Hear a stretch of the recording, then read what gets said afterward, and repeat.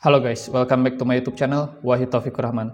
Oke, di depan kita ada sebuah paket. Ini adalah sebuah aksesoris untuk SSD gitu ya. Jadi kita bakal coba unboxing untuk enclosure untuk SSD yang memang khusus di tipe 2230 atau yang sekecil ini ya. Jadi ini SSD tipe 2230 biasanya buat gaming handheld, mini PC ataupun yang pakai 2230 di laptop-laptop tipis juga ada gitu ya. Untuk yang belum tahu, SSD 2230 itu tuh size-nya kurang lebih seperti ukuran SD card ya.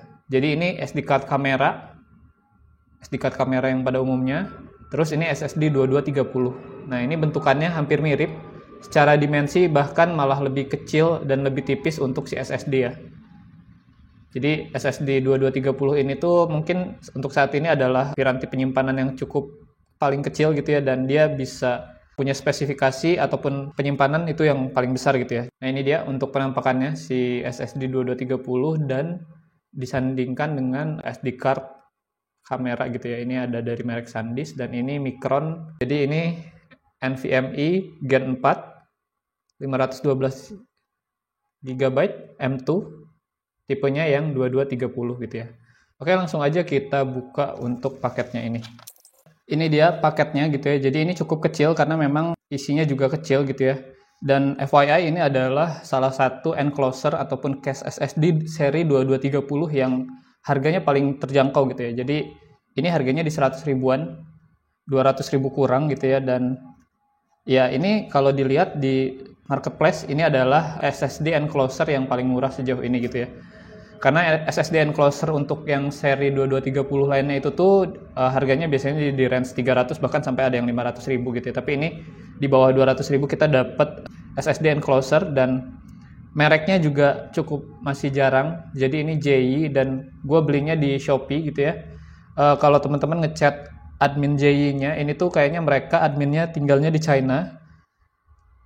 Karena balasannya juga kayak pakai Google Translate gitu, dan mereka punya gudang gitu ya di Tangerang. Oke, langsung aja kita buka. Ini di sini ada segel. Ini juga ada scan QR untuk user manual gitu ya. Terus di bagian atasnya, nah ini dia ada kayak label pengiriman gitu ya dari China ke sini. Ini ada serinya JI NVMe 2230 ya. Oke, langsung aja kita buka. Ini dia untuk penampakannya. Jadi kelengkapannya sendiri di sini ada sebuah bungkusan lagi gitu ya. Jadi ini kayaknya di dalamnya enclosure-nya. Terus kita dapat thermal pad sama ada beberapa baut di sini. Dan juga ada gantungan gitu ya buat kita gantungin nanti di si enclosure-nya. Nah, ini kita dapat manual book lagi, tapi ini bahasanya bahasa Cina dan ada barcode di sini. Kayaknya ini manual guide. Dan kita dapat obeng. Oke. Kita dapat obeng juga ya buat ngebukanya. Oke, kita kesampingkan dulu untuk kotaknya. Nah, ini kita coba lihat dulu untuk kelengkapan thermal pad-nya ya. Ini thermal pad-nya cukup tebal, mungkin ini di yang 1 mili ya. Thermal pad-nya. Dan dia udah dipotong kotak-kotak seperti ini.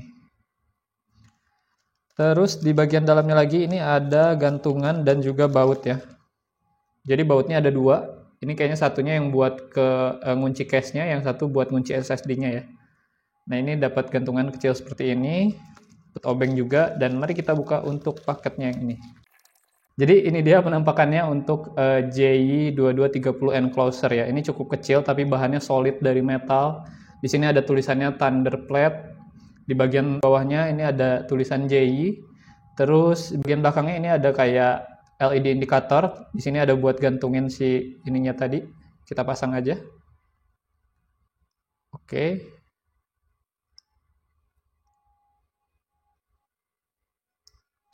Oke, ini udah kepasang seperti ini, dan ya ini adalah tutupnya gitu ya. Jadi tutupnya itu tuh pakai sistem magnet seperti ini.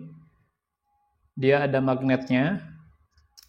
Tuh, jadi langsung nempel ya. Dan harusnya nggak bakal lepas. Cuman ini berbahaya ya kalau misalkan kita gantungin si ininya. Jadi, nah kalau di kayak gituin aja dia lepas. Jadi ya teman-teman harus hati-hati gitu ya. Jangan sampai hanya memegang si tutupnya ini aja gitu ya. Justru seharusnya si gantungannya itu tuh di bagian bodinya ya. Jadi kalau gantungannya dipegang, bodinya yang aman gitu. Tapi kalau ini karena gantungannya ada di bagian tutupnya, saat kita megang gantungannya, malah SSD-nya yang hilang.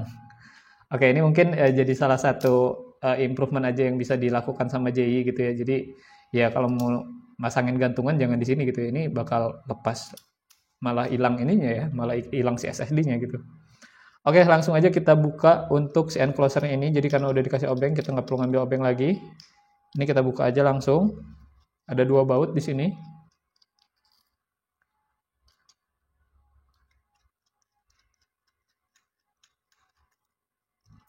Oke, udah kebuka dan ini dia penampakan di bagian dalamnya ya. Jadi interface-nya ini tuh ini Type-C dan langsung ke SSD 2230-nya. Jadi coba kita pasang, ini di bagian dalamnya nggak ada chip yang gimana-gimana, kayaknya di bagian bawah sini chipnya. Ini kita langsung pasang aja untuk si SSD 2230-nya ya. Nah ini dia, jadi harus agak miring dulu ya posisi masukinnya, baru kita tekan ke dalam. Nah seperti ini penampakannya saat sudah terpasang dan kita harus baut si SSD-nya ini ya. Jadi di sini ada baut yang pendek, harusnya pakai baut yang kecil ini. Ini tinggal kita pasang di situ ya. Oke. Nah, seperti ini. Oke, ini udah cukup seharusnya untuk pemasangan ya gitu ya.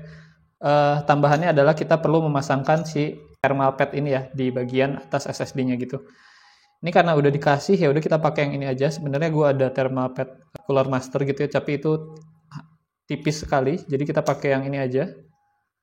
Ini kita gunting dulu mungkin. Oke, ini udah kebuka dan kita tinggal tempel aja di atas SSD-nya seperti ini. Oke.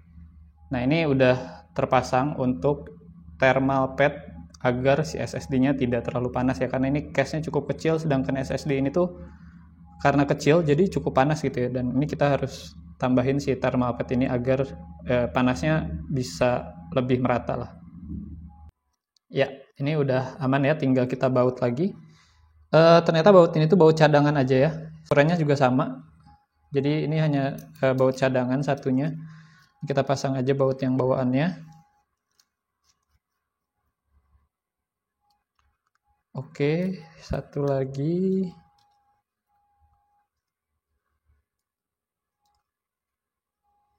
Oke, ini dia penampakannya, ini udah kepasang, di dalamnya udah ada SSD-nya dan cukup kecil. Ini paling mungkin hanya 50 gram atau 30 gram gitu ya, gue nggak ada timbangan yang kecil. Dan kalau ketutup seperti ini bagus ya sebenarnya, cuman ya ini tadi minusnya kenapa gantungannya ada di tutupnya ya, jadi malah cabut. Oke, kita langsung tes aja si SSD ini colok ke ROG Ally ya. Oke, ini dia si ROG Ally-nya ya. Kita coba langsung colokin si SSD-nya ke sini. Jadi karena ini Type-C ya udah tinggal colok aja langsung di atas. Oke. Seperti ini penampakannya kalau SSD-nya terpasang. Nah, ini jadi salah satu alternatif teman-teman yang mau install gamenya di SSD sini karena micro SD-nya sering bermasalah gitu ya. Kita pakai si SSD enclosure NVMe yang 2230 seperti ini ya. Jadi karena kecil ya tinggal gantung aja di atasnya dan ini tidak membebani untuk si portnya ini ya, karena cukup ringan. Seperti ini penampakannya, ini dari depan, bagian belakangnya seperti ini, ada LED indikatornya di sini, warna hijau, dan tadi SSD-nya sudah mulai terbaca ya, kita coba cek.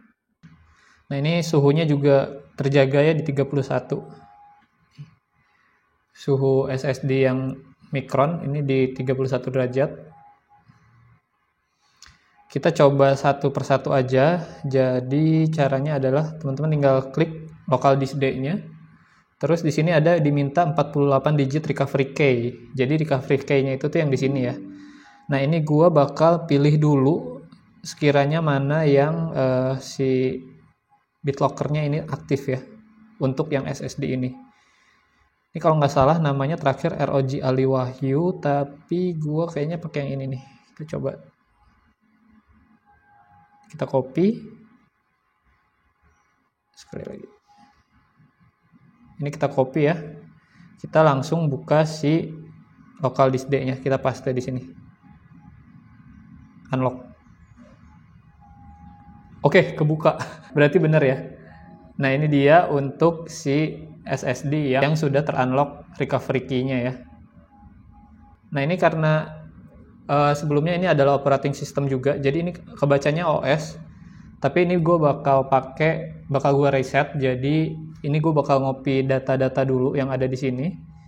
Gue bakal copy dulu. Ada beberapa data yang harus gue copy di sini.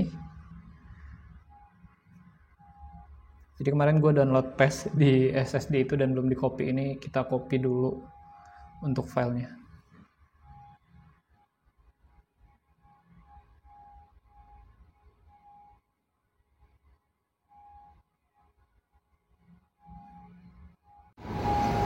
Oke, jadi ini semua file gue udah di backup dan sekarang tinggal kita format aja untuk si SSD yang ada di sini gitu ya. Nah ini tadi setelah dipakai operasional lumayan panas, SSD-nya di 49 derajat. Ini mulai anget-anget panas gitu ya. Oke, update sedikit. Tadi setelah dilihat-lihat dari samping kok ternyata ada celah gitu ya di sini. Nah ini dia. Ini ada kayak semacam celah gitu dan ini gue coba masukin talinya ternyata bisa guys. Jadi buat teman-teman yang mau beli, gue merekomendasikan untuk talinya ini jangan disimpan di tutupnya sini ya. Jadi, nah mendingan disimpan di sini aja. Ini pas banget. Gue nggak tahu ini fungsinya emang buat ini atau bukan, tapi ya ini selama ini pas dan harusnya lebih aman, gue mendingan taruh sini sih. Oke, itu aja update-nya. Thank you. Nah kita langsung reset aja untuk si SSD bawaan ROG Airline-nya yang 512 GB nya ya. Caranya teman-teman masuk ke, tulis aja di pencarian disk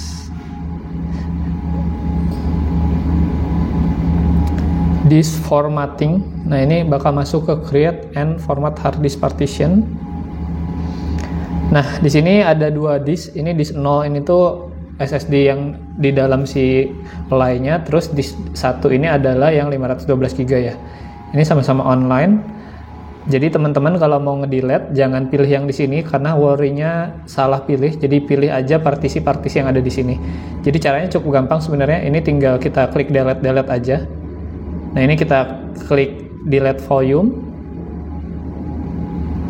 Kita klik delete, bisa langsung pakai si SSD-nya. Jadi kita klik new simple volume wizard, terus kita next. Ini kita jadiin D. And ini formatnya menyesuaikan teman-teman mau pakai exFAT atau NTFS. Gue pakai exFAT karena buat masukin ke Android ya. Jadi SSD ini nanti bakal ditaruh di Android buat backup data. Kita pakai perform a quick format, kita next, terus kita finish. Nah ini udah ke format. Jadi sekarang D-nya udah bukan OS lagi. Seperti itu. Nah ini udah ke format ya. Jadi 475 GB. Ini kosong dan kita bisa pakai semuanya gitu ya untuk penyimpanan. Overall untuk SSD Enclosure ini karena ini harganya yang paling terjangkau ya, jadi ini yang paling murah di under 200.000. Gua merekomendasikan ini sih untuk teman-teman yang mau pakai SSD 2230 sebagai media penyimpanan tambahan gitu ya. Ini cocok banget karena ukurannya cukup lumayan kecil. Sebenarnya kalau dari suhu bisa disiasati ya, ini karena memang jarang digunakan juga gitu ya. Paling kita buat backup data, jadi ini juga suhunya masih dalam toleransi di 49 derajat sih. Oke, mungkin itu aja untuk video kita kali ini.